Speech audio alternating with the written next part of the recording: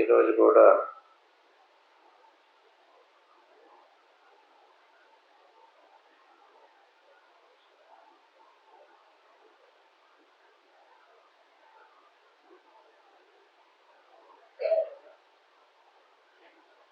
First రోజున చెప్పుకున్నటువంటి శ్లోకాన్ని గుర్తు చేసుకుని ఇంకా దాంట్లో వద్దాం. నిన్న చెప్పుకున్నటువంటి మొదటి శ్లోకం ఏమిటంటే, అధిష్టానం సమస్తస్య జగతః సత్యశత్యం అహమస్మీది నిత్యత్వం వేత శోకో భవేన్ముని. ఇంకా శ్లోకం యొక్క అర్థం ఏమిటంటే, మరొకసారి వివరణ చేసుకుందాం. ఈ విశ్వానికి అంతటికి కూడా అధిష్టాన స్వరూపము బ్రహ్మము. అటువంటి బ్రహ్మస్వరూపమునందు ప్రవేశించి బ్రహ్మస్వరూపాన్ని మరుగుపరిచి అధిష్టానే పరేతత్వే కల్పిత రజ్జుశాపు. ఈ అధిష్టానం అనేటువంటిది ఏదైతే ఉందో అది మాత్రమే సత్యము. దాని యందు కల్పించబడినటువంటి కల్పితాచర్యజాలేషు నాభ్యుదేతి కుతూహలం. ఈ విశ్వానికి అంతటికి ఏది అధిష్టాన స్వరూపమైతే ఉందో దానికి వేదాలు బ్రహ్మము అంటున్నాయి. బ్రహ్మము చైతన్య స్వరూపం. చైతన్య స్వరూపమైనటువంటి బ్రహ్మమును మరుగుపరిచినటువంటి దాన్ని ప్రకృతి అంటారు. ప్రకృతి బ్రహ్మమును ఆవహించింది. అలా ఆవహించినటువంటి ప్రకృతికి వ్యష్టి సమిష్టి అని రెండు రకాలు. మన స్వరూపం వ్యష్టి, మొత్తం విశ్వం అంతా సమిష్టి. ఈ రకంగా వ్యష్టి సమిష్టాత్మకమైనటువంటి ప్రకృతి స్వరూపం అంతా కూడా ఏంటన్నాడు ఇక్కడ, కల్పితమైనటువంటిది.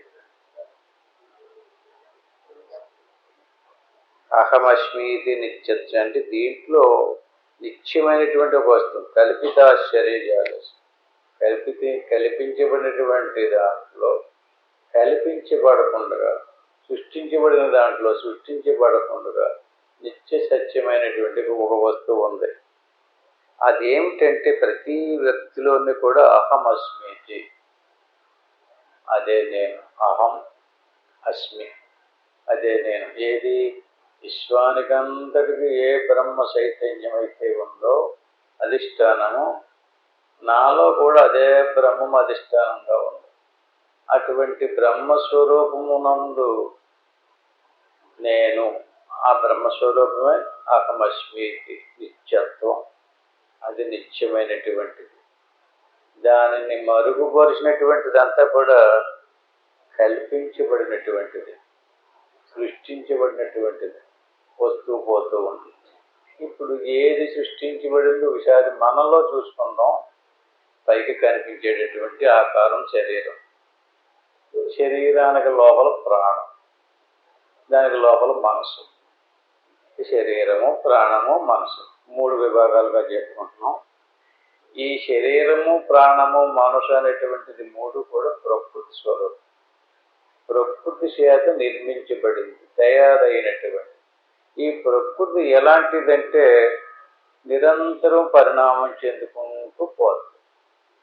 అంటే పోయిన వస్తువు మళ్ళీ రాదు. ఇంకా అది అలా పోయింది, మళ్ళీ కొత్తగా ఏర్పడతానే ఉంటుంది. ఎక్కడికక్కడికి వస్తూ పోతూ ఉంటుంది. అంచేత దాంట్లో స్వశరీరే స్వయం జ్యోతి.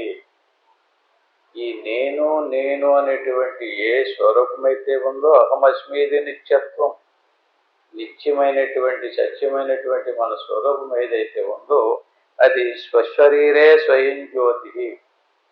జ్యోతిని ఎందుకన్నారంటే గదిలో పెట్టినటువంటి దీపం నుంచి ఎలుగు ఎలా వస్తుందో అట్టి మాదిరిగా నేను అనే దాని నుంచి ఒక ప్రకాశం వస్తుంది. ఆ ప్రకాశానికి తెలివి అని పేరు.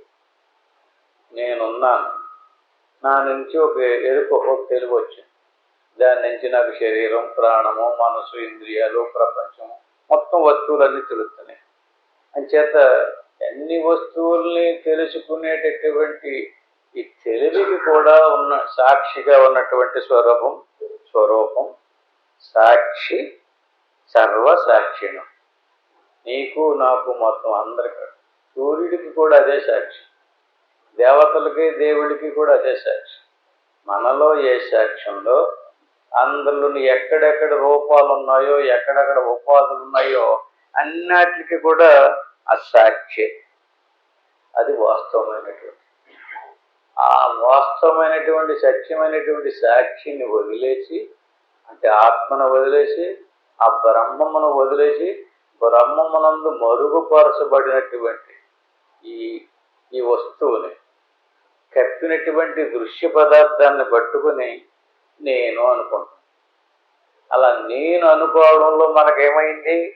ఒక సంస్కారం వచ్చింది, ఒక వాసన వచ్చింది. ఏమిటా సంస్కారం? సమస్త వాసనా త్యక్త్వ,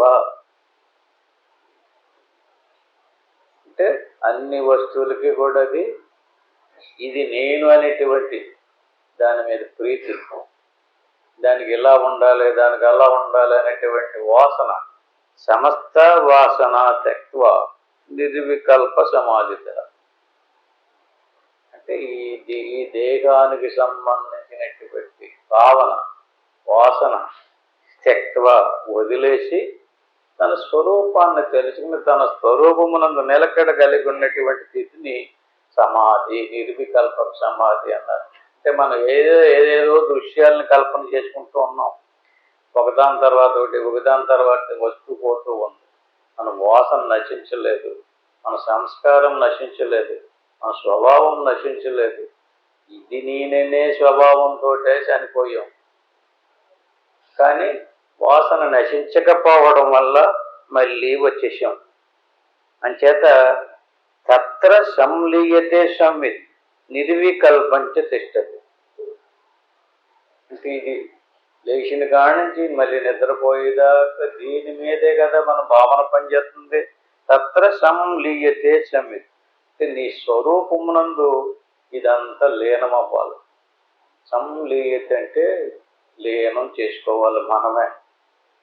అంటే మనసు ఏదేదో కల్పన చేస్తుంది, స్వరూపాన్ని గురి పెట్టినట్లయితే ఈ సంస్కారము, ఈ వాసనలు, ఈ సంకల్ప వికల్పాలు అన్నీ కూడా సంలీయతే సంవిత్ నిర్వికల్పంచ తిష్టతి. అంటే ఈ అన్నిటిని కూడా ఇది కాదు, ఇది కాదు, నేను ఈ శరీరం కాదు, ఈ శరీరం నాది కాదు, ఈ శరీరానికి సంబంధించింది ఏది నాది కాదు అని ఒక్కొక్క దాన్ని వదిలేసుకుని ఆత్మలో విలీనం చేసుకుని నిర్వికల్పంచ తిష్టతి అక్కడ ఉండాలి.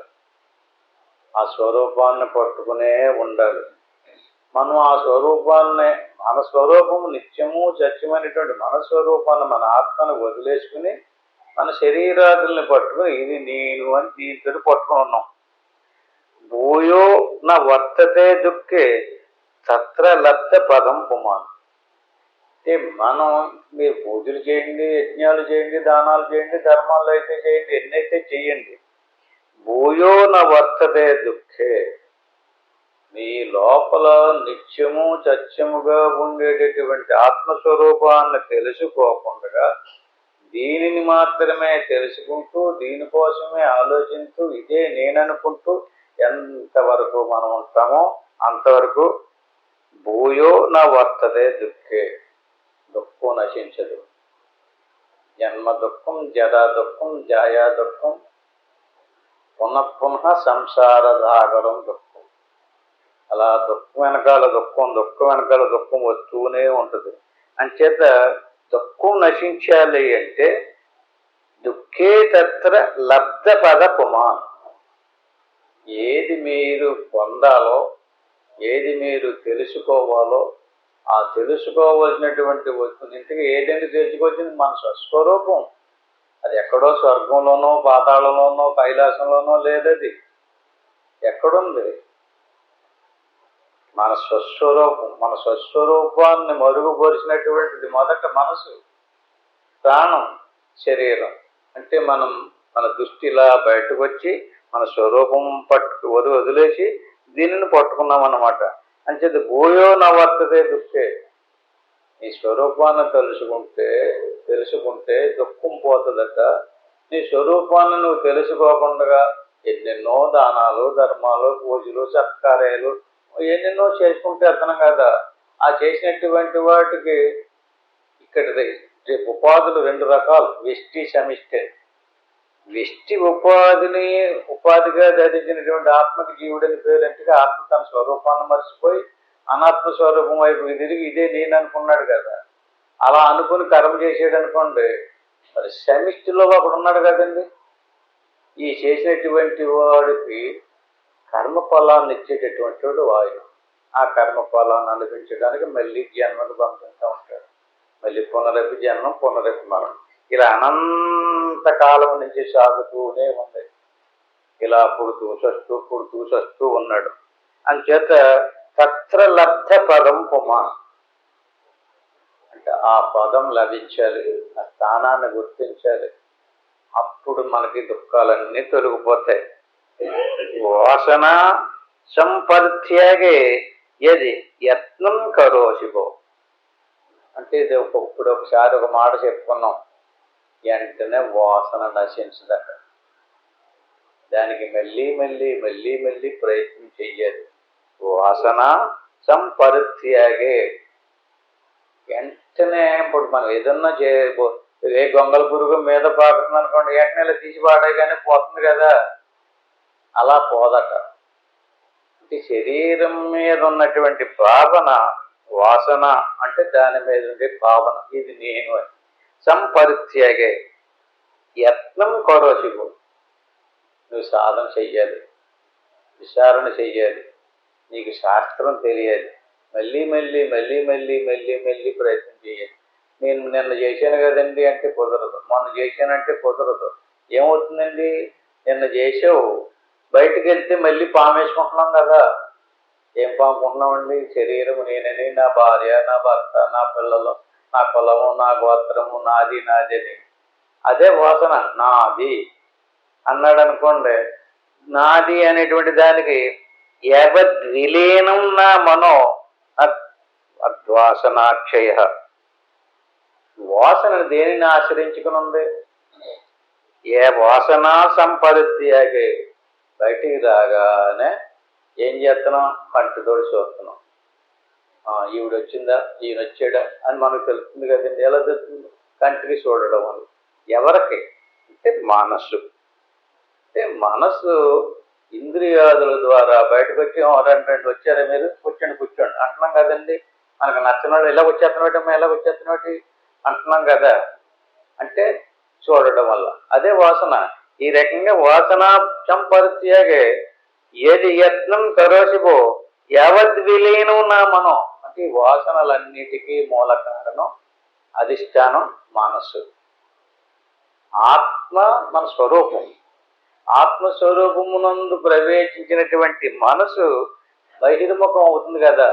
బహిర్ముఖమయ్యి ఇతను మంచోడు కాదు, ఈవిడ మంచిది, ఇది ఎలాగుంది, అది అలా ఉంది అంటున్నాం కదా.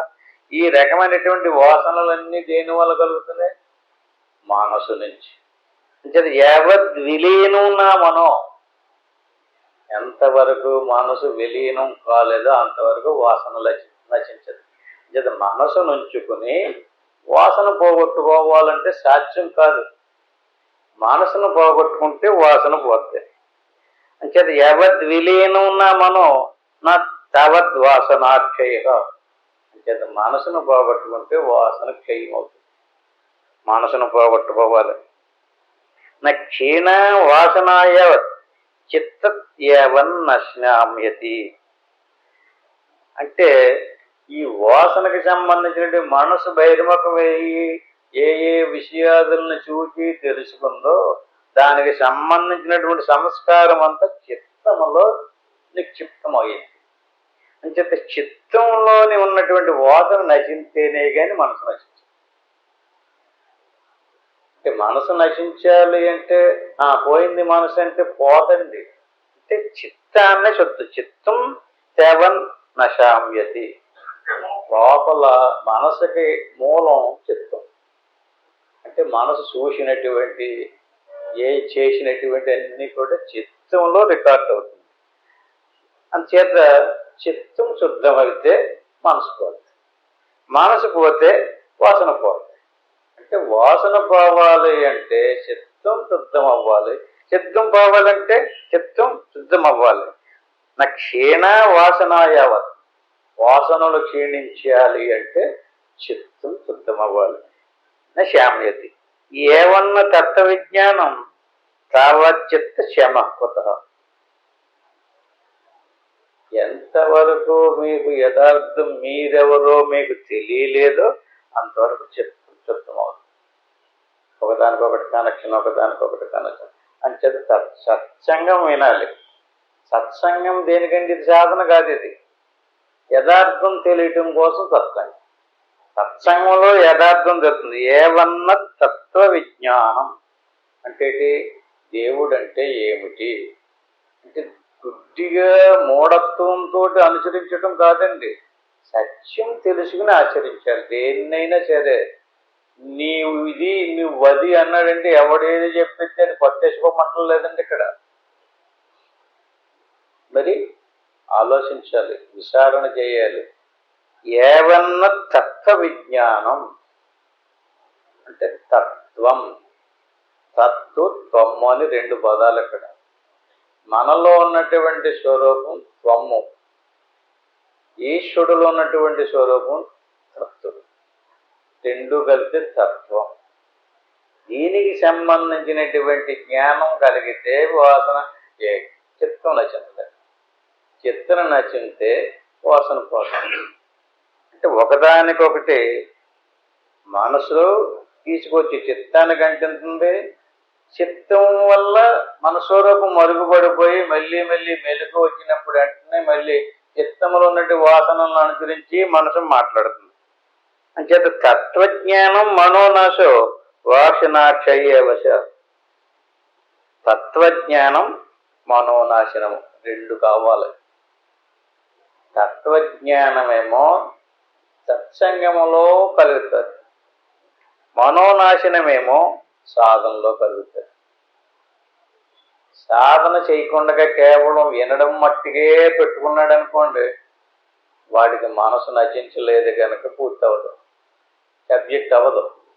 అలాగని చెప్పి సాధన మాత్రమే చేస్తుంటాడు, సత్సంగం ఆలకించి తత్వజ్ఞానం తెలియబడదు. తత్వజ్ఞానం మనోనాశం వాసనాక్షయవశ మిద కారణతాం గత్వా దుశ్చార్యాన్ని చితాన్యత. మళ్ళీ వద్దాం.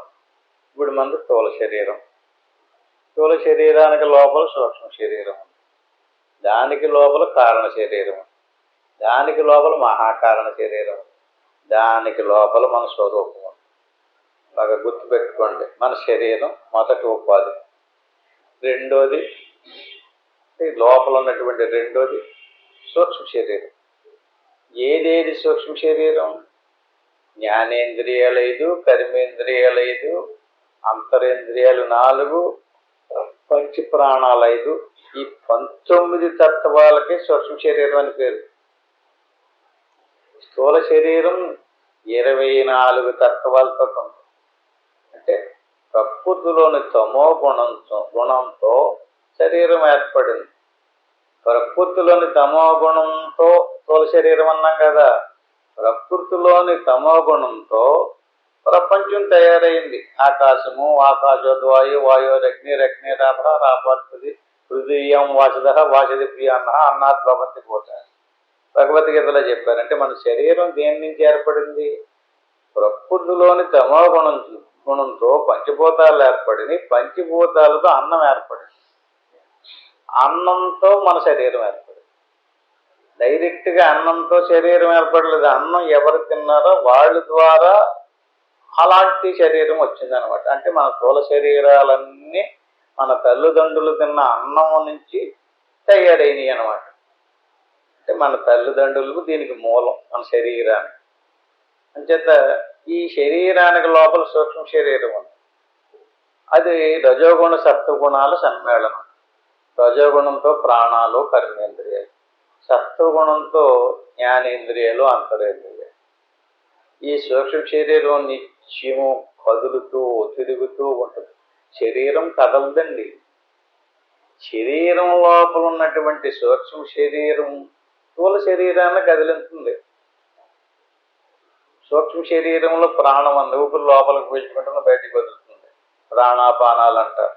అంటే ఈ రకంగా సూక్ష్మ శరీరంలో పంచ ప్రాణాలు ఉన్నాయి. అలాగే మనసు, బుద్ధి, చిత్తు, అహంకారం. ఈ పంచ ప్రాణాలు క్రియాత్మకమైనటువంటి, అంటే రజగుణంతో నిర్మితమైనవి. సత్వగుణంతో నిర్మితమైనటువంటి మనసు, బుద్ధి, చిత్తం, జ్ఞానేంద్రియాలు, అంటే జ్ఞానం ఉంది అందులో. అంటే సత్వగుణం అంటే శుద్ధమైనటువంటిది. ప్రకృతిలోనే శుద్ధమైనటువంటి సత్వగుణంతో నిర్మితం అవడం వల్ల వాటిలో తెలివి ఉంది. ఎలాగొచ్చింది ఆ తెలివి? ఆ తెలివికి మహాకారణం అని పేరు. అంటే సూక్ష్మ శరీరమునందరి తెలివికి లోపల ఉన్నటువంటి ఆత్మస్వరూపాన్ని తెలుసుకునే జ్ఞానం లేదు. అది గురువుగారు చెప్పాలి. తనంతట తాను తెలుసుకునేటటువంటి ప్రతి ఒక్కడికి తెలివి ఉంది, కానీ ఆ తెలివికి లోపల ఉన్నటువంటి తన స్వస్వరూపాన్ని తెలుసుకునేటటువంటి జ్ఞానం దానికి లేదు. ఆ జ్ఞానం లేకపోవటం వల్ల, ఆ జ్ఞానం లేకపోవడాన్ని కారణ శరీరము అంటారు. అంటే కారణ శరీరం ఎక్కడ నశించలేదో అక్కడ మళ్ళీ ఇంకో స్థూల శరీరం వచ్చేది. కారణ శరీరం పోవాలి. కారణ శరీరం ఎందులో ఉంది? సూక్ష్మ శరీరానికి ప్రాణం కారణ శరీరం. కారణ శరీరం ఉండబట్టే సూక్ష్మ శరీరం వచ్చింది. సూక్ష్మ శరీరం నశించకుండా చచ్చిపోయాం మనం. అంటే స్థూల శరీరం పోయింది, సూక్ష్మ శరీరం పోలేదు. సూక్ష్మ శరీరం పోకపోతే సూక్ష్మ శరీరం ఉంది కనుక స్థూల శరీరాన్ని తెచ్చేసుకుంటుంది, తయారు చేసేసుకుంటుంది, గూడల్లేసుకుంటుంది అన్నమాట. అంటే ఇక్కడికి వచ్చాక కదా, అక్కడే ఆ లోపల నుంచే ఎక్కడ ఎవరితోటి శరీరం ధరించి బయటికి రావాలో, ఎవరితోటైతే తన ప్రారంభ కర్మ అనిపించడానికి కుదురుతుందో ఆ ఈశ్వరుని యొక్క సహకారంతో సూక్ష్మ శరీరం ప్లాన్ చేసుకున్నట్టు. అంటే స్థూల శరీరానికి సూక్ష్మ శరీరం ఆధారం అన్నమాట.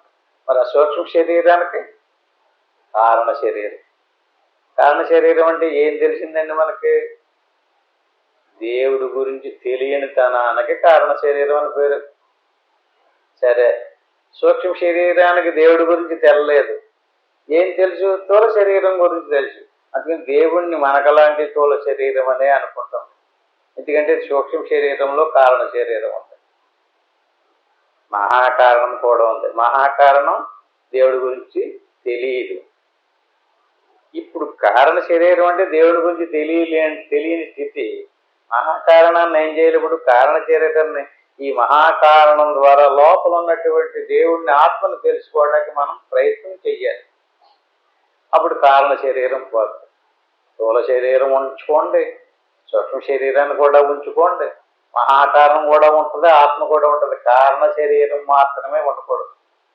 ఎవరి శరీరంలో కారణ శరీరం నశించిందో వాడి జన్మకు రాదు. ఇది కారణ శరీరం ఉండడం వల్లే వాసనలు అంటుకుంటున్నాయి. ఎందుకంటే ఇది కాదు నేను అది. కారణ శరీరం అంటే ఏంటండి? మరొకసారి చెప్పండి. దేవుడి గురించి తెలియక, లేకపోతే నా గురించి నాకు తెలియకపోవడం. మీరు ఇంతమంది కూర్చుని ఉన్నారు కదా, మీరెవరో మీకు తెలియకపోవడమే కారణ శరీరం. మీ గురించి మీకు తెలిస్తే కారణ శరీరం లేదు. ఎవరికి కారణ శరీరం పోయిందో అదికి వాసన లేదు. చిత్తం నశించిపోతుంది, వాసన నశించిపోతుంది. అంచేత కారణ శరీరం అంటే మన స్వరూపాన్ని గూర్చి మనం తెలుసుకుంటే కారణ శరీరం పోతుందన్నమాట. అంటే మన ఎరుకని శరీరాదుల వైపుకి తిప్పి వాసనలను తయారు చేసుకున్నాం మనం. అటువంటి మన మనసుని లోపల ఉన్నటువంటి మన స్వరూపం వైపుకి తిప్పితే ఆ స్వరూపం గురించి తెలిసి వచ్చిందంటే, అంటే మన తెలివి ఎటు తిరగాలి? మనసులో తెలివి ఉంది. ఈ మనసును ఎటువైపుకి తిప్పితే అదే తెలుస్తుంది. అంటే మన చేతిలో దీపం ఉందనుకోండి, దీపం ఎటువైపుకి తిప్పితే అటువైపున ఉన్నటువంటి వస్తువులే తెలుస్తాయి. మనసు ఒక బ్యాటరీ లైట్ లాంటిది. ఈ మనసును బయటికి తిప్పి కంటి ద్వారా చూస్తే దృశ్యం కనపడుతుంది. చెవి ద్వారా చూస్తే శబ్దాలు వినపడతాయి. అంటే లోపల ఉన్నటువంటి మనసులో మహాకారణం ఉందంటే తెలివి మహాకారణం. దానివల్ల మొత్తం ప్రపంచ విషయాలన్నీ తెలుసుకుంటున్నాం. తెలుసుకుని ఇది నాది, ఇది నాది, ఇది నాది అంటూ దానికి సంబంధించినటువంటి వాసనలతో తయారు చేసుకున్నాం ఒక గూడు. దాన్నే సంస్కారము లేక వాసన. ఎవరెన్ని చెప్పినా సరే చూడండి, ఎవడు స్వభావాన్ని వాడు వదలడం లేదు. స్వభావో దురతిక్రమ. దాటలేకపోతున్నాడంటే దానికి ఏం చెయ్యాలి? ప్రయత్నం చెయ్యాలి. మళ్ళీ మళ్ళీ మళ్ళీ మళ్ళీ ప్రయత్నం చెయ్యాలి. విశేషం పరిత్యజ్య సన్మాత్రం యదలేపకం. నిన్న చేశాను మొన్న చేశాను అనకుండా ఏకరూపం మహారూపం.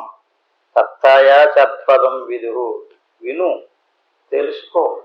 ఆ సత్పదాన్ని, సత్ అంటే ఉండేది అని అర్థం అంతే అండి.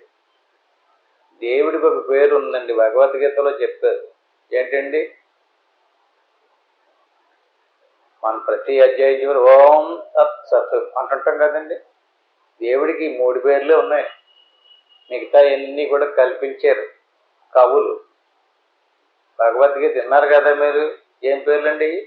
ఓంకారం ఒక పేరు, దేవుడి పేరండి అది.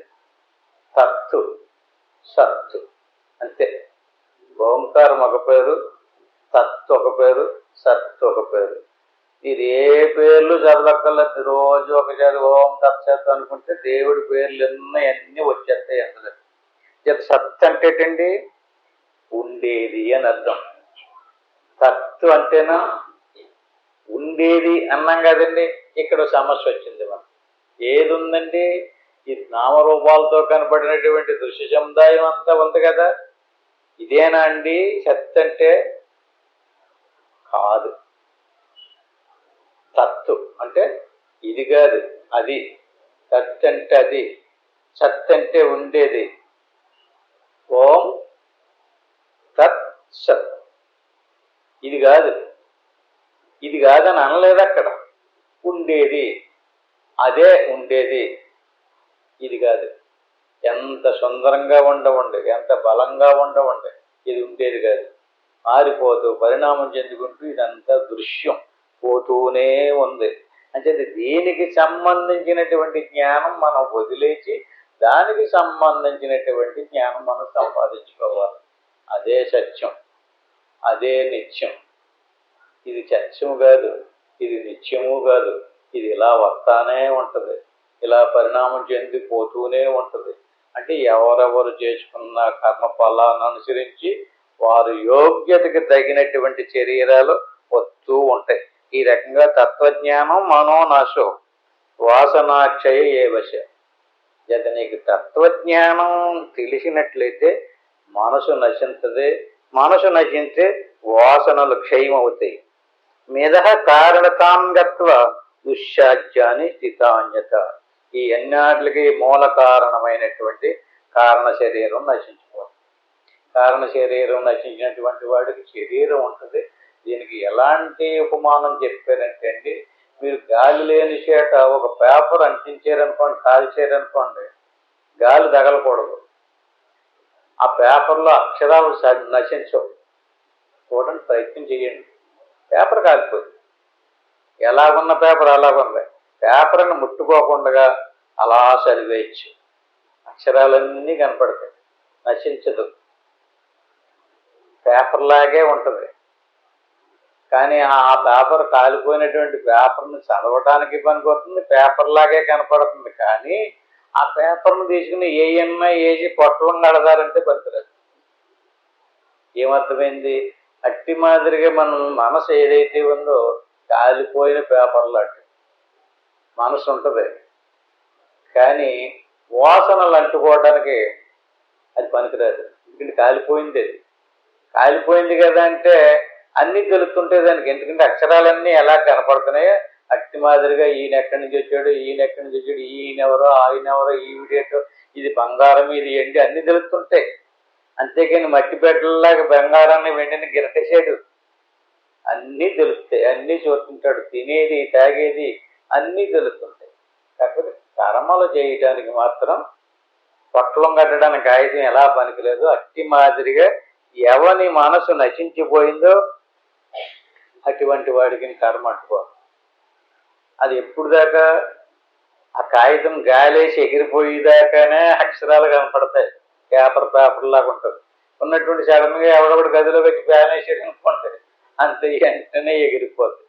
అట్టి మాదిరిగా శరీరం ఊడిపోయిందనుకోండి, ఎగిరిపోయిందనుకోండి, పేపర్ ఎగిరిపోయినట్టుగా ఇంక పనికిరాదు, ఇంక మళ్ళీ రాదు, మళ్ళీ ఇంకేమి చేయటం కుదరదు. అట్టి మాదిరిగా శరీరం ఏమైంది, నశించిపోయింది. దాన్ని ప్రారంధం అంటారు. ప్రారంధంలో శరీరం నశించిపోయింది, మనసు ఎప్పుడో ఆత్మజ్ఞానంలో నశించిపోయింది, ఇంక జన్మకు రాదు. అంతేత వాసనాక్షయ విజ్ఞానం మనోనాశ మహామతే. ఏ సాధకుడైనా సరే, ఎవడైనా సరే, ఇనంత చేసేనా అని గొప్ప కోసం పరుగులు పెట్టకుండా వాసనాక్షయ విజ్ఞానం, వాసనలను క్షయం చేసుకోవడానికి చూడు. వాసనలు నశించాలంటే జ్ఞానం కలిగితేనే వాసన నశించదు. వాసనాక్షయ విజ్ఞానం, విజ్ఞానం కలిగితే మనోనాశ మహామతి. అతను మహాత్ముడు, అతనే సాధకుడు. సమకాలం చిరభ్యస్త అంటే 3 ప్రయత్నాలు చేయమంటున్నాడండి. మనం 2 చెప్పుకున్నాం. ఒకటి సత్సంగం, ఒకటి సాధన, ఒకటి విచారణ. ఇన్ని వెళ్ళిపోయిన తర్వాత ఊరుకోకూడదు. మన పని మనం చేసుకుంటూ నిరంతరము కూడా ఏది నేను ఇది కాదంటాడు, ఇది కాకపోతే నేను ఇంకేది అంటే మన గుట్టు, మన స్వరూపం మనకు తెలిసి వచ్చేదాకా విచారణ వదలకూడదు. విచారణ చేస్తూనే ఉండాలి. విచారణ వల్ల ఆలోచించగా ఓహో ఇదన్నమాట నేను అని తెలియాలి మనం. అంటే శరీరం దృష్టిలోకి వచ్చిందనుకోండి, శరీరం కాదన్నారు కదా, వెంటనే మనం దాన్ని కాదు అంటే తీసేసి పక్కన పెట్టేమంటలేదు. కాదు, శరీరం కంటే లోపల ప్రాణం ఉంది, ఇది ప్రాణం కూడా కాదన్నమాట. కాదన్నారు కదా అంటే మనసు కూడా కాదన్నమాట. శరీరము కాకుండా, మనసు కాకుండా, ప్రాణము కాకుండా ఇంకేం మిగిలింది? తెలివి ఉంది. ఈ తెలివిని విచారణ ద్వారా లోపల ఉన్నటువంటి దాన్ని అభ్యాసం చేయాలి, పట్టుకోవాలి. ఇది మహాకారణం అంటారు దాన్ని. వాసనాక్షయ విజ్ఞానం. వాసన నశించాలంటే, క్షయించాలంటే సాధన చెయ్యాలి, స్వచ్ఛంగా ఆలకించాలి, విచారణ చెయ్యాలి. సమకాలం చిరభ్యాస్త. ఈ 3 ప్రయత్నం చేస్తూనే ఉండాలి. ఒక్కటి సరిపోదట. కేవలం నేను సాధన చేసుకుంటానే ఉంటానండి 24 గంటలోనే ఎవరితోటి మాట్లాడినట్టే సరిపోలేదండి. సాధన చెయ్యాలి, విచారణ చెయ్యాలి, ఆ తర్వాత సత్సంగం కూడా ఆలకింత ఉండాలి. సమకాలం చిరాభ్యాస. ఈ రకంగా నిరంతరము చిరకాలం అభ్యాసం చేస్తే చేయగా పట్టి వదలకుండా అభ్యాసం చేస్తూ వెళ్తే భవంతి ఫలదామతాః. ఆ రకంగా ఒక్కసారే ఫలం లభించమంటే లభించదు. ఎందుకంటే ఇది బ్రహ్మజ్ఞానం, బ్రహ్మ విద్య, ఆత్మసాక్షాత్కారం. అనేక కోటానుకోట్ల జన్మల నుంచి తయారు చేసుకున్నటువంటి సంస్కారం నశించాలంటే ఒక్క దెబ్బకు పోదు కదా. మన బుద్ధి మారాలి, మన మనసు మారాలి, మన స్వభావం మారాలి. ఇలా చేయగా చిరకాలం అభ్యాసం చేస్తే అప్పుడు ఫలాన్ని ఎత్తదట. నా శక్యతే మనోజేతం వినాయుక్తి మనిందితం శుద్ధాం చం విధమాశ్రిత్య వేతరాగ స్థిరోభవ.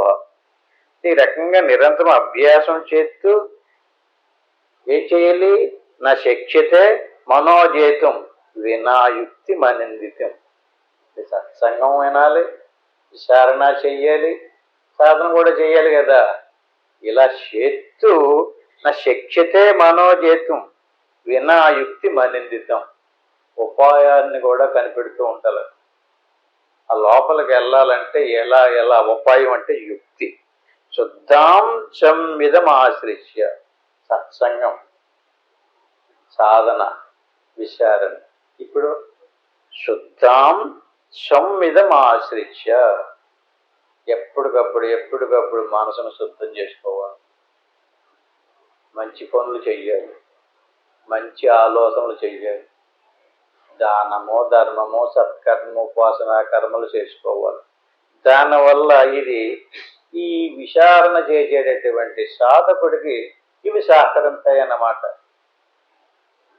కేవలం సాధన చేసేయటమే కాకుండా ఈ మనసుని ఉపయోగపడేటట్టుగా సహకరించేటట్టుగా సాయం చేసుకోవాలి. శుద్ధాం సంవిధమాశిష్య వీతరాగ తిరోభవ. ఇంకొకటి కూడా చెప్తున్నారు ఇక్కడ, అదేమిటంటే రాగము. రాగం అంటే కోరిక, ప్రీతి. దేని మీద? నాకు డబ్బు అంటే ప్రీతి అండి, నాకు మా భార్య అంటే ప్రీతి అండి, నాకు భర్త అంటే ప్రీతి అండి, మా కులం అంటే ప్రీతి అండి. దీన్నే రాగం అంటారు. వీతరాగ. ఈ భౌతికమైనటువంటి వ్యవహారక వస్తువుల మీద ఎవడికి ప్రీతి ఉంటుందో వాడు ఎంత సాధన చేసినా చిత్తించుతాడు. ఎన్ని సత్సంగాలు ఆలకించినా ఉపయోగం లేదట. రాగము కూడా నశించాలి. ఓ పక్క నుంచి ఒక్కొక్కటి నరుక్కుంటూ వచ్చి చిట్ట చివరికి మళ్ళీ ఏం చెప్తున్నాడు? సాధన చేసుకుంటే చాలు అనేసాడు అక్కడ. నీ సంస్కారం నీ వాసన నశించిపోతే చాలన్నారు. కానీ పూర్తిగా అన్ని పూర్తి అవ్వాలంటే వీతరాగ స్థిరోభవ. అంటే ఈ సంసారిక సంబంధమైనటువంటి వ్యవహారిక మీద ప్రీతి తగ్గించుకుంటూ ఉండాలి. ఒకేసారి బొమ్మంటే పోదది. స్థిరోభవ, స్థిరంగా నిలబడిపోవాలి. ఏంటిది? మన రాగం లేక మన ప్రీతి దేవుడి మీదే ఉండాలి. దేవుడి మీద ప్రీతి అంటే ఏదో ఎవడికి వచ్చిన వాడెవడో దాన్ని తీసుకొచ్చి దాని మీద ప్రేమ చూపించమంటే ఇంకొకరు ఇంకో దాని మీద ప్రేమ చూపెడతాం. ఈ దేవుడు అంటే ఏం చెప్పాడంటే ఈయన, విశ్వానికంతటికి ఏది ఆత్మగా ఉందో ఆ బ్రహ్మమే నీకు కూడా ఆత్మగా ఉంది. దాని మీద నీకు ప్రీతి ఉండాలి, దాని మీద నీకు ప్రేమ ఉండాలి. నా శక్యతే మనోజేతం వినాయుక్తి మనిందితం అంచేత ఉపాయాన్ని కనిపెట్టాలి. ఈ మార్గం గుండా వెళ్తే మంచిది. దారంలో వెళ్ళేటప్పుడు ఈ దారంలో గోతులు ఉన్నాయి, ఈ దారంలో గొప్పలు ఉన్నాయని తెలుసుకుని ఎలా ప్రయాణం చేస్తామో అట్టి మాదిరిగా ఏ దారంలో వెళ్తే సులభమో సుఖమో తెలుసుకుని శుద్ధం సంవిధం ఆశ్రిత్య, శుద్ధమైనటువంటి మార్గాన్ని ఎంపిక చేసుకుని భాష సంబంధమైనటువంటి వస్తువు మీద కొంత ప్రీతిని తగ్గించుకుని భగవంతుడి మీద ప్రీతిని పెట్టుకుని గచ్చత తిష్టతో వ్యాపి జాగ్రత్త స్వవతోభివ.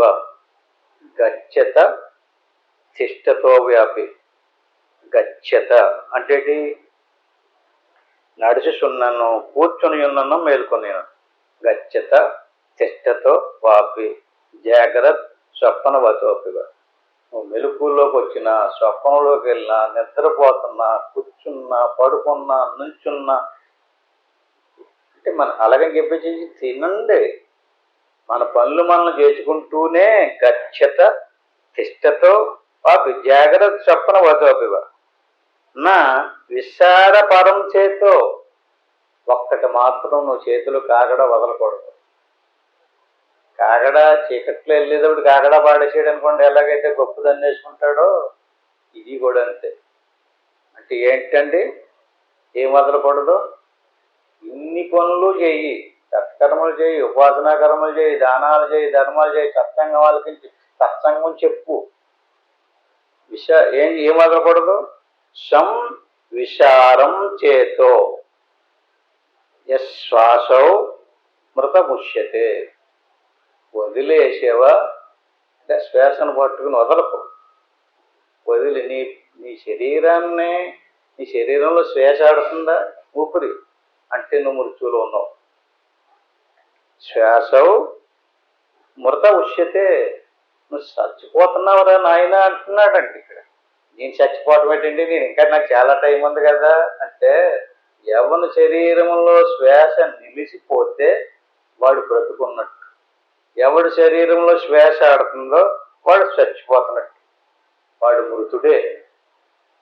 ఆల్రెడీ మృత్యువులోకి వెళ్ళిపోడు, మింగేస్తుంది కొంచెం కొంచెం కొంచెం కొంచెం. గచ్చత తిష్టతో వాపి జాగ్రత్త స్వప్న వతోపివ. నువ్వు మెలుగులో ఉన్నా, నువ్వు కూర్చొనున్నా, నువ్వు నుంచునున్నా, నువ్వు పడుకోనున్నా, తింటున్నా, తాగుతున్నా మృత్యు మింగేస్తుంది నిన్ను. అంచేత నువ్వు మర్చిపోకూడదు. అలా ఒకవేళ ఏ కారణం చేతనన్నా మర్చిపోయి అనుకోండి, సడన్ గా అప్పుడు మింగెత్తే ఆ అజ్ఞానంతో చచ్చిపోతే, నీకు జ్ఞానం కలగకుండా చావు వచ్చిందనుకోండి, మళ్ళీ నీ పరిస్థితి. అంచేత నువ్వెప్పుడు మెలుగు కలిగే ఉండమంటాడు. గచ్చత తిష్టతో వాపి జాగ్రత్త పతోపివ నా విశారపరం చేతో యశ్వాసో మృత విష్యతే. సంగత్యేగం విదుర్మోక్షం సంగత్యేగ జన్మత. డబ్బు సంపాదించుకోండి, పేరు ప్రఖ్యాతులు తెచ్చుకోండి, సుఖపడండి, తినండి, తాగండి, కానీ దాంట్లో సంఘం ఉండకూడదు. సంఘం అంటే ఏంటండి? అటాచ్మెంట్. దేనితో? ఏ విషయాలు ఎక్కడ చెయ్యండి, కానీ దాన్ని వదిలిపెట్టకుండా దాంతో అట్టి పెట్టేసుకున్నాడు అనుకోండి, సంఘం అంటారు. దాన్ని డబ్బుతోటి కానీ విషయాలతోటి కానీ దేనితోటి నేను సంగత్యాగం విదుర్మోక్షం. ఎవడ వరకు సంఘం వదలలేదో వాడికి మోక్షం రాదు. ఎన్ని చేసినా సరే. ఏది అంటే భౌతికంగా మనం చూసేటటువంటి పుట్టిన దగ్గర నుంచి మరణించేదాకా ఏది చూస్తున్నామో, ఏది చేస్తున్నామో, ఇదంతా నామరూపాత్మకమైనటువంటి దృశ్య సముదాయం అంతా కూడా దృశ్యం. ఇదంతా ప్రకృతి వల్ల ఏర్పడినటువంటి ఈ దృశ్యం సత్యం కాదు. ఇది పరిణామం చెందుకుంటూ పోతుంది. ఇది నశించిపోయేటటువంటి వస్తువు. నశించిపోయేటటువంటి వస్తువు మీద నువ్వు ప్రీతిని పెట్టుకుంటే నీకేం లేనట్టు. నశించిపోయేటటువంటి వస్తువు మీద నీ సంఘం పెట్టుకుంటే నీకేమి లేనట్టు, జ్ఞానం లేనట్టు. అంటే నీకు జ్ఞానం ఉంది అని నువ్వు చెప్పక్కర్లేదు, దాని మీద నీకు అటాచ్మెంట్ లేకుండా ఉండడమే. అంచేత సంగత్యాగం విదుర్మోక్షం సంగత్యాగ జన్మత. సంగం తీయతత్వం భావన జీవన్ముక్తో భవానగా. ఈ సంఘం లేకుండా ఎవడైతే ఉంటాడో అటువంటి వాడు బ్రతికుండగానే శరీరం ఉంది, ఊపిరాడుతుంది, మాట్లాడుతున్నాడు, పనులు చేస్తున్నాడు, ఎన్ని చేస్తున్నప్పటికీ కూడా అతను జీవన్ముక్తుడేనండి. సరిగ్గా చూడండి. అంటే వెలుపులో ఉన్నా, స్వప్నంలో ఉన్నా, నిద్రలో ఉన్నా, కూర్చున్నా, పడుకున్నా, నుంచున్నా ఏది వదలకూడదు? ఆత్మజ్ఞానాన్ని వదలకూడదు. ఆత్మజ్ఞానాన్ని పట్టుకునే ఉండాలి. ఎందుకంటే ఏమాత్రం అజాగ్రత్తగా ఉన్నా ఇది కబలించుకుంటూ వచ్చేస్తుంది. అంచేత చనిపోయేటప్పుడు కరెక్ట్గా మన స్వరూపం మీద గురిపెట్టే ఉండాలి. వాడికి జన్మకు రాడు. ఈ రకమైనటువంటి జ్ఞానం కలిగి ఎవడైతే సంగత్యాగం చేశాడో, సంగత్యాగం అంటే సంఘాన్ని వదిలేయటం కాదండి, సమాజాన్ని వదిలేయమంటలేదు ఇక్కడ. వస్తువుతోటి అటాచ్మెంట్ సంఘం అంటే. అలాగే ఇప్పుడు వస్తువుని వదిలేయమంటలేదు, మళ్ళీ వస్తువునందు మమకారాన్ని, ప్రీతిని, దాన్ని సంగత్యాగం విదుర్మోక్షం. ఎవడు సంగత్యాగం చేశాడో వస్తువులందు ఆ వస్తువుల్ని గట్టిగా పట్టుకుని ఎంతంత గొడవలు పెట్టేస్తుంటారండి. అంటే సంఘం గట్టిగా పట్టుకున్నాడు, దేని మీద ఆడికి మోక్షం వచ్చేస్తుందా?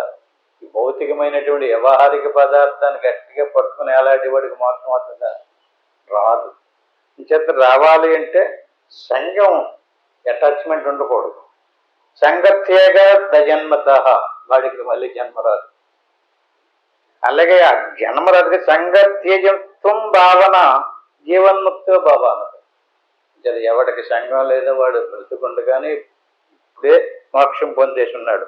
అటువంటి అద్భుతమైనటువంటి జ్ఞానాన్నే దేహే ఏవదహంభావో దృశ్యేష్మన్యావదాత్మత ఏవం మేర మిచ్చస్త తావచిత్తాది విభ్రమ. దేహే ఏవదహంభావో. బాగా ఇది మాత్రం గుర్తు చేసుకుని మొత్తం మిగతా ఇప్పుడు దాకా చెప్పింది కొన్ని వదిలేసినా పర్వాలేదు. దేహే ఏవదహంభావో, ఎవడికైతే దేహమునేది అహంభావనుందో దృశ్యేష్మిన్యావదాత్మత, ఆడికి మళ్ళీ జన్మే. అంటే దేహంని నేను అనేటువంటి భావన ఉండకూడదు. దేహే ఏవదహంభావో, దేహం మీద అహంభావం ఉండకూడదు. దృశ్యేష్మిన్యావదాత్మత ఏవన్ మీద మిచ్చస్థ తావచిత్తాది విభ్రమ. భ్రమలో ఉన్నాడండి అంటారా కదండి ఎవరినన్నానే. భ్రమ అంటే చిత్త విభ్రమ అంటే దృశ్యమునందు ఆత్మభావన పెట్టుకున్నాడు అతను. అదే చిత్త విభ్రమ. భ్రమించింది అతని మనసు. దృశ్యం అంటే దేహాదులు దృశ్యాలు, ఇవి సత్యాలు కాదు. చూడండి, 50 ఆది నుంచి ఎంతమంది వస్తున్నారు వెళ్తున్నారు, ఏమైపోతున్నాయి. ఆ పోయిన శరీరం మళ్ళీ రమ్మంటే రాదు. ఇంకా అది పోయింది, అయిపోయింది, ఇంక దాని పని అయిపోయింది. సూక్ష్మ శరీరం నశించలేదు, మళ్ళీ కొత్త శరీరం తెచ్చుకుంది, అది పోయింది. అలాగే ఇప్పుడు దాకా మనం ఎన్ని శరీరాలు పోగొట్టుకున్నామంటారు. ఆ శరీరాలన్నీ అద్భుతమైనటువంటి శరీరాలు కాదు. ఒక్కో శరీరంలో కొన్ని అవయవాలు లేవు. ఒక్కో శరీరంతో తిండి లేదు, మలమల్ల మాడిపోయిన శరీరాలు. బట్టలు కట్టుకోవటానికి లేక, ఇల్లు ఉండడానికి లేక, నానా నరకయాతనలో అనిపించినటువంటి కుక్క శరీరాలు, నక్క శరీరాలు, పంది శరీరాలు, 84 లక్షల రకాల శరీరాలు. ఆ పరంపరలో ఇదో శరీరం వచ్చింది. ఇన్ని శరీరాలు వచ్చినా అంత కూడా మనకి శరీరం మీద వైరాగ్యం రావట్లేదు. ఇన్ని శరీరాలు వచ్చిపోతున్నాయి కదా, అలాగే ఇది పోతున్న జ్ఞానం లేదు. అంటే దీని మీద మనం అహంభావం పెట్టుకున్నాం, ఇదే నేను అనుకుంటున్నాం. అంచేత ఏవన్ మీద మిచ్చేస్తా. మేధ అంటే మేధస్సు, లేక తెలివి, లేక బుద్ధి. ఏమైంది? బాగా మందు తాగేసాడు అనుకోండి, భ్రమలో ఏయో మాట్లాడుతుంటాడు, స్నానం చేసేస్తుంటాడు ఊరంతా. నిజం అనుకుని వెళ్ళారు అనుకోండి, ఆ ఊరే అది కాదు. అంటే అట్టి మాదిరిగా ఏవన్ మీద మిచ్చేస్తా. దేహము మీద అహంభావన ఎవడికైతే ఉందో అతను బుద్ధి భ్రమించింది, విభ్రమ చెందింది. అంటే తావచిత్తాది విభ్రమ. అది భ్రమ మాత్రమే, దానివల్ల ఏ విధమైన ప్రయోజనము లేదు. గొడవలు వస్తాయి అంతే. ఈ శరీరాన్ని చూసుకుని నేను చాలా గొప్పవాడిని చెప్పించి అవతల మీద దెబ్బలాడికి వెళ్తుంటాడు అంతే. ఏమీ లాభం లేదు. అంచేత దృశ్యం అన్ని బదులయ్యాలి. అంతర్ముఖతయా సర్వం చిద్దహనం త్రిజగతృణం. స్వర్గము, నరకము, భూలోకము, స్వర్గలోకము, పాతాళము. స్థూల శరీరము, స్వప్నము, సుషుప్తావస్థ. అంతర్ముఖతయా సర్వం చిదహ్నో త్రిజగతృణం. మీరు జాగ్రత్త, స్వప్న, సుషుప్తి కూడా దాటి తుర్యంలోకి వెళ్ళారనుకోండి, మీకు స్థూల, సూక్ష్మ, కారణ శరీరాలు లేవు. జాగ్రత్త, స్వప్న, సుషుప్తులు లేవు. స్వర్గము, నరకము, భూలోకము కూడా లేవు. ఏం దాటారు మీరు? భూలోకం దాటిపోయారు. భూలోకం మెలకువలో నుంచి స్వప్నంలోకి వెళ్ళేటప్పటికే భూలోకం దాటిపోయారు. స్వప్నంలో ఈ భూలోకం లేదండి. చూసుకోండి కావాలంటే. స్వప్నంలో ఉన్నటువంటి వాడికి ఈ లోకంలో లేడు. ఈ శరీరం రాలేదు అక్కడికి. ఈ భార్య శరీరం, పిల్లల శరీరం, ఈ దాచుకున్న డబ్బు గిప్పు ఏమీ రాలేదు అక్కడికి.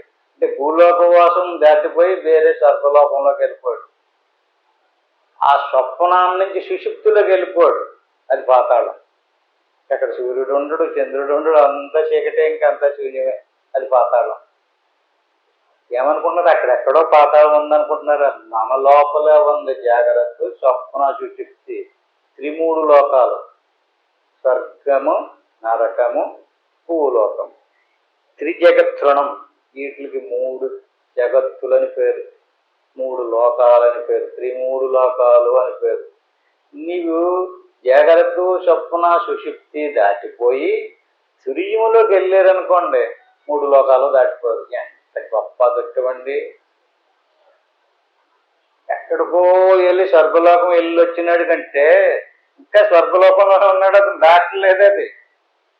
కానీ ఇక్కడ మీరు తుర్యంలోకి వెళ్ళి చూడండి, అంతర్ముఖతయా సర్వం. ఈ 3 లోకాలు దాటడానికి ఒక దారి చూపెడుతున్నాడండి. అంతర్ముఖము, నువ్వు లోపలికి తిరుగు, అంతర్ముఖ వృత్తి కలుగుండు. అంతర్ముఖతయా సర్వం. సర్వం అంటే 3 లోకాలు కూడానే. చిదహ్నో త్రిగ జగత్గుణం అంటే ఆ లోపల ఉన్నటువంటి 3 లోకాల్లో 3 అవస్థలో దాటినటువంటి స్థితి ఏదైతే ఉందో చిదహనం అంటే చైతన్య స్వరూపం. అదే బ్రహ్మము. విశ్వానికి అంతటిగా బ్రహ్మమే అధిష్టానం, అదే ఆధారం. దాంట్లోని జగత్తంతా ఈ 3 లోకాల్లో తిరుగుతూ పరిణామం చెందుకుంటూ ఒక్కో లోకం వచ్చింది. లోకములు, లోకస్తులు, లోకేశులు. లోకం ఉందనుకోండి, స్వర్గలోకం వచ్చిందనుకోండి, స్వర్గలోకంలో కూడా జీవరాశి ఉంటారు. స్వర్గలోకం ఉంది, స్వర్గలోక వాసులు ఉన్నారు. ఆ స్వర్గలోక వాసులకు అధికారం చలామణి చేసే ప్రభువు కూడా ఉంటాడు కదా. లోకంబులు, లోకస్తులు, లోకేశులు 3 దాటిపోయావు నువ్వు. లోకాన్ని, లోకస్తుల్ని, లోకేశుణ్ణి కూడా దాటిపోయావు. అదేంటిది? చిదహ్నవు. ఈ 3 ఎందులో లీనమైపోయినాయి? ఆ చైతన్య స్వరూపంలో. అది అగ్ని. ఆ చిదహ్నవు చిగత్తి జగతృణం జుహ్వతోంతర్నివర్తంతే మునే చిత్తాది విభ్రమ. నీ భ్రమలన్నీ పటాపంచులైపోతాయి. ఏది నువ్వో, ఏది నువ్వు కాదు, ఏది దేవుడో, ఏది దేవుడు కాదు, బయట విచారణ కాదు, బయట చేయటం కాదు. తుర్యంలోకి వెళ్ళి, అంతర్ముఖవత్తులోకి వెళ్ళి ఎవడైతే చక్కగా ఈ శ్వాస మనసు ఆగినటువంటి తుర్యాన్ని అనుభవంలోకి తెచ్చుకున్నాడో అటువంటి వాడికి ఈ అంత దగ్ధమైపోతుంది. వాసనలు లేవు, కర్మలు లేవు, కర్మ ఫలాలు లేవు, జీవుడు లేడు, దేవుడు లేడు. ఇంకా జీవేశ్వరులు కూడా దాటిపోయారు, ప్రభువు లేడు ఇంకక్కడ. మరి అందరికీ ఆధారమైనటువంటి అధిష్టానమైనటువంటి చైతన్యం ఒకటే చిదహ్నో, అదే మిగులుతుంది. దానికి పరిణామం ఉండదు, పుట్టుక ఉండదు, సావు ఉండదు. అది సచ్చిదానంద స్వరూపం, అది మన స్వస్వరూపం. అంటే మనకి పుట్టుక సావు లేనటువంటి స్థితి. అనవసరంగా పుట్టుక సావు లేనటువంటి సచ్చిదానంద స్వరూపంలో ఈ ప్రకృతితో తయారైనటువంటి వస్తు సముదాయాన్ని నమ్మాం. ఇది నేను అనుకున్నాం. నేను పుట్టాను, నేను స్త్రీని, నేను పురుషుణ్ణి, నాకు డబ్బు లేదు, నాకు డబ్బు ఉంది, నాకు భర్త లేడు, నాకు భార్య లేదు, నాకు పిల్లలు లేరు, నీకు ఇది లేదు, అది లేదు అనుకుంటూ దీనికి సంబంధించిన దాని మీదే మనసు పెట్టుకుని జీవితం అంతా ఏడ్చుకుంటూ జీవించారు. సుఖం కాదండి, సుఖం అనుకుని దుఃఖాన్ని ఆవహానంటున్నాడు. అంచేత ప్రతి వ్యక్తి కూడా దేహమందలి అహంభావాన్ని పోగొట్టుకుని ఆత్మస్వరూపంలో అంతర్ముఖ వృత్తిలో ఈ దృశ్య సముదాయాన్ని అంతటినే కనుక ఎవడైతే దాటుకున్నాడో అటువంటి వాడికి ఎత్రాస్తి వాసనాలేనా తత్సుషుప్తం నశిద్దయే నిర్బీజ వాసన ఎత్ర తత్తురీం చిద్దిదం స్మృతం. దాన్ని తురీయము అంటారు. 4వది స్థూల సూక్ష్మ కారణం. జాగ్రత్తగా చెప్పడం శిష్యుడు. స్వర్గము, నరకము, భూలోకము. ఈ కాదు, ఈ మూడు దాటితే ఉన్నటువంటి 4వది తురీయం. సుషిప్తి కూడా తురీయంలాగే ఉంటుంది అంటున్నాడు ఇక్కడ. ఎలాగుంటది? నిర్బీజ వాసన ఎత్ర. అక్కడ ఏమీ తెలియటం లేదు కదండి, దాన్ని కూడా తురీయం అనొచ్చండి అంటున్నాడు. అది నిర్బీజ వాసన ఎత్ర కాదు. అక్కడ ఊపిరి ఉంది. సుషిప్తిలో విషయం లేదు కానీ, ఎలుగు లేదు కానీ, తెలివి లేదు కానీ ప్రాణం ఉంది. అది కూడా పోవాలి. తురియం చిద్దిదం శృతం. ఎప్పుడైతే శ్వాస కూడా ఆగిపోయిందో తురియ స్థితులకు అనుభవానికి వెళ్ళామో అక్కడ హాయిగా సుఖంగా ఉంటుంది. వాసనయా తదావహినే రుణవ్యాధి ద్విషామపి స్నేహ వైర విషాణాంచ శేష స్వల్పోపి బాధిత. ఇక్కడ కొన్ని చెప్పాడండి. వాసనయా తదా, అంటే ఏ రకమైనటువంటి విషయం మీద కోరుకున్నా సరే వాసన అంటారు. వాసన ఏ చిన్న వాసన మిగిలిన వాసన అగ్ని, రుణము, వ్యాధి, శత్రువు, స్నేహము, విరోధము, విషము. ఇందులో విషం పొట్టు ఎంత మిగిలిన్నా సరే అది విషమే. అగ్నికాలం ఎంత మిగిలినా సరే మొత్తం ఆరిపోయాలి, కానీ ఆరిపోయిందని వచ్చేసేయడం, కానీ మళ్ళీ రాజుకుని మొత్తం అంతా తగలెట్టాలి. అంటే అలాగే ఇంకేముండాలి? రుణం. 10 రూపాయల రుణం అయినా సరే రుణమే. రూపాయి బాకైనా సరే నాకు రూపాయి ఇవ్వాలి కదా అంట తీర్చేయాలి. రుణం ఉండకూడదు, ఉండొద్దు, ఉండాలి అని చెప్తలేదు ఇక్కడ.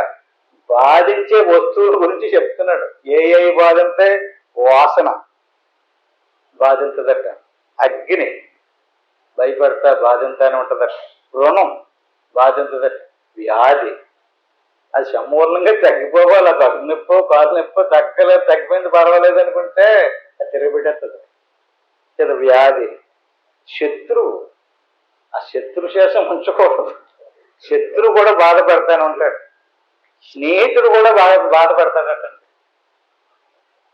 నాకు అప్పుడు ఏది ఎత్తాను, ఇవ్వలేదు, ఇప్పుడు ఏది ఎత్తున్నా, నాకు అది జాయి చేయి, ఇది జాయి చేయి అని చెప్పి బాధపడతాడట. అలాగే విరోధం, ఎవరితోటి విరోధం పెట్టుకోకూడదు. ఎంత జాగ్రత్తగా ఉండాలో చూసుకోండి. ఒక్కొక్కడు అనవసరంగా కై మాడి విరోధం తెచ్చుకుంటుంటాడు, లేని కప్పించుంటాడు. అక్కడితో అది వదిలేస్తాడా? విరోధి అవుతాడు కదా. అలాగే విషం, వీటి విషయంలో ప్రతి వ్యక్తి జాగ్రత్తలో ఉండాలి, మెలుపుల్లో ఉండాలి.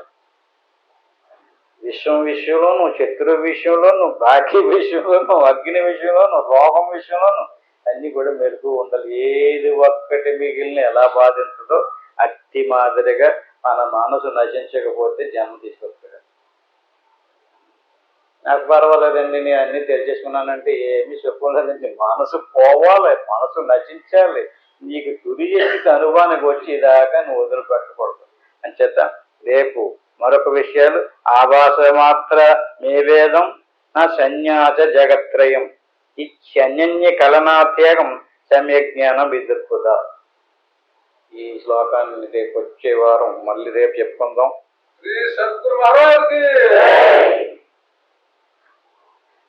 ఇప్పుడు దాకా ఏదైతే చెప్పుకున్నామో చెప్పుకున్నటువంటిది గురిపెట్టి ఎక్కడికి తీసుకెళ్తున్నారండి? తుర్యంలోకి వెళ్ళు, 3 అవస్థలని దాటు అంతర్ముఖం అవ్వమని చెప్తున్నాడు కదా.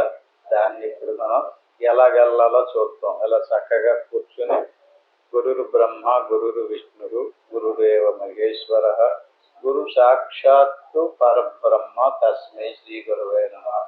దీన్ని గురుమంత్రం అంటారో, దీన్ని ఒక్కసారి అనుకోవాలి. ఆ పని ఏమి అనుకోకుండా వస్తూ పోతుండే శ్వాసను గమనించు అంతర్ముఖంలోకి వెళ్ళాలి. అలా శ్వాసను దాటి శ్వాస మనసు దాటిపోయి తుది స్థితిలోకి వెళ్ళినటువంటి వాటికి సమస్త వాసనలో నశించి ఆత్మ సాక్షాత్కారం కలిగించి అక్కడికి వెళ్ళినటువంటి సచ్చిదానంద స్వరూపమైనటువంటి ఆ ఆత్మస్వరూపమే మన యొక్క స్వస్వరూపం. అదే నేను, ఇది నేను కాదు, అదే నేను.